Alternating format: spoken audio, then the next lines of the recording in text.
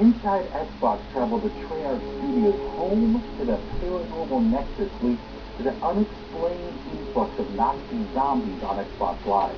There we talked to the developers about what's new in Backpack 3's Nazi zombie map Duluth, and also what it's like to work on the fan-favorite game mode. There are a lot of gameplay changes in this one. The core concept is the same because it works and people like it. But we've really gone overboard for this one. For example, we have a new way to move the players around the map, apart from just running and gunning. Obviously, we have teleporters. Are you adding any new weapons this time around? We have some new weapons in there. We have a Bowie knife, which is killer, literally. You know, we actually toyed a lot with the design of the Bowie knife because, well, we don't want to make an insta-kill weapon because, you know, with a Bowie knife, because then what's insta-kill? You know, you don't get that rush.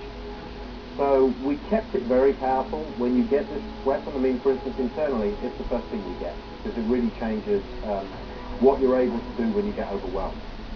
You're adding a brand new upgrade mechanic as well, right? 16 of the weapons have upgrades. So basically, the weapon that you've been using all the way through can be completely transformed through a new perk machine that we have, a new vending machine that we have rather in the game, which allows you to take that weapon and transform it into something new. Hellhounds were a big hit in Shimanuma. Have you played around at all with the Hellhound round? You know, people are going to be expecting hellhounds, but there's some behavioral changes. It's very creepy when you hear a dog, you're like, where the hell is this dog? You're looking around corners and then suddenly you see this shadow slowly walking around the corner looking for you, and then it runs at you. Very exciting. So that, I think actually people will find it exciting again. Next, we tracked down Brian Toon and Colin Ayers, responsible for all things audio in Nazi Zombie. Well, one of the things we did was we listened to a lot of feedback about the characters that we introduced in Shimanuma. We re-recorded new dialogue for these guys, and we tried to really expand on their actual characterizations and their crosstalk. People loved it when they'd actually say things to each other. What about the voice talent guys you used for the Nazi Zombie here? The voice talent we got was top-notch. The guys really, whenever we had a session, they seemed to really enjoy the characters, and they even, you know, they were ad-libbing, they're adding their own nuances to these characters and really helped expand them too. These guys are great. What's the level of production quality like for something like Nazi Zombies in a map pack compared to, say, the core game? We treated the development of the DLC pack much the same way as any other production. I mean, it's, you know, there's over 1,200 lines of dialogue in the first map, and in Derice, I think there's 1,400 at this point. So even increased, and it's quite a bit for of dialogue for one map. But you know, it's been fun. We also chatted with Jimmy Zalewski, the lead animator and one of the founding fathers of Nazi Zombies.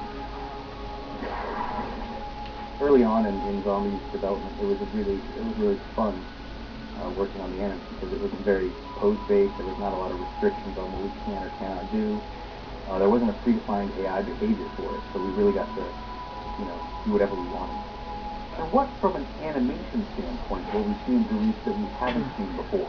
At another level of polish, is that now you will see the legless zombies, the crawlers. They're actually now tearing the board up in your face.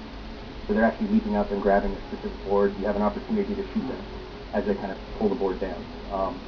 It can be really kind of unsettling when you see a board getting torn off and all of a sudden you see there's a zombie there, but then he's not there anymore. So it gives this real life, was he there? And then if you go over there, he jumps up again, and it's pretty surprising. Finally, we return to Adam for one last question. What's it like for you guys? What's special about working on post-release game add-ons rather than the full game?